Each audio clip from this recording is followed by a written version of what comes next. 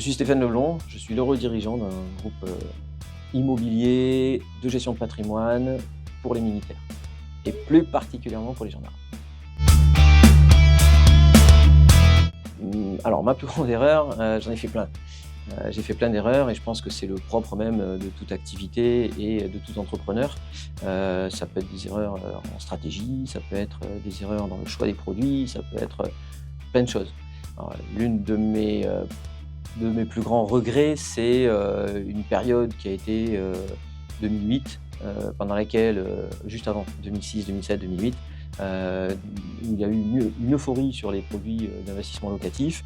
On manquait de logements et du coup, on était un petit peu moins regardant sur les projets qu'on fournissait. Et du coup, on a fait des erreurs parce que trop de demandes, donc on prend trop facilement du stock qu'on n'aurait pas sélectionné.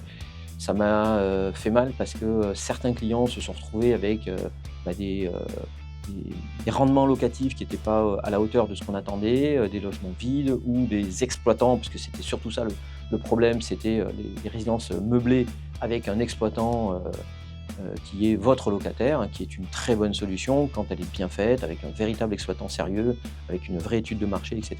Donc je me suis laissé embarquer dans des opérations qui n'étaient pas au niveau de ce qu'on fait d'habitude. Donc ça a été une grosse blessure pour moi et surtout ça a été l'occasion de me remettre en question et de remettre en question notre façon de finalement se contraindre pendant les pressions et de ne pas accepter des produits qui n'auraient pas dû être acceptés. Donc on a corrigé ça juste après, à partir de 2010, mais le mal était fait. Donc il y a des erreurs qui sont parfois, qui laissent une longue traîne et celles-là elles font très très mal. Après il y a des erreurs de tout entrepreneur et elles sont pour le coup bénéfiques parce que c'est parce qu'il y a des échecs qu'il y a des réussites. Et un entrepreneur, il se casse la figure, il se relève, il répond avec plus ou moins de talent à ce qu'il rencontre.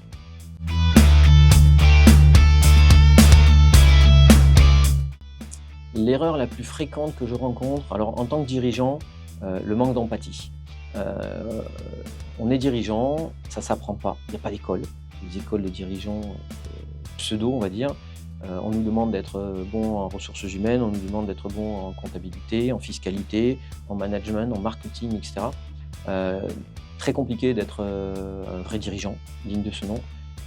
L'erreur des dirigeants que je trouve, moi, c'est lié à l'empathie vis-à-vis des gens qui bossent avec qui on bosse. Si on ne comprend pas les gens qui bossent pour nous, ils ne pourront pas vous comprendre non plus. Et là, c'est un mécanisme que certains pratiquent, et tant mieux pour eux, ils sont en mode dictature et ça marche. C'est pas du tout mon mode opératoire.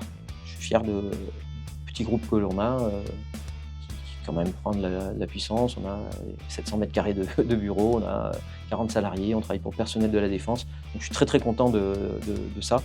Et on est avec des gens qui sont là depuis des années. Donc la majorité des gens qui travaillent avec moi, ils sont là depuis 15, 20 ans, 25 ans. On fait une reconnaissance tous les 5 ans avec des cadeaux particuliers qu'on leur propose. Voilà ce qui est pour moi une erreur, c'est de ne pas comprendre les gens avec qui on bosse.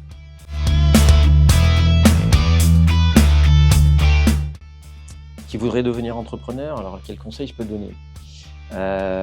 Forme-toi, fais en sorte de comprendre les gens avec qui tu vas bosser, d'être bien sûr exigeant et en même temps bienveillant.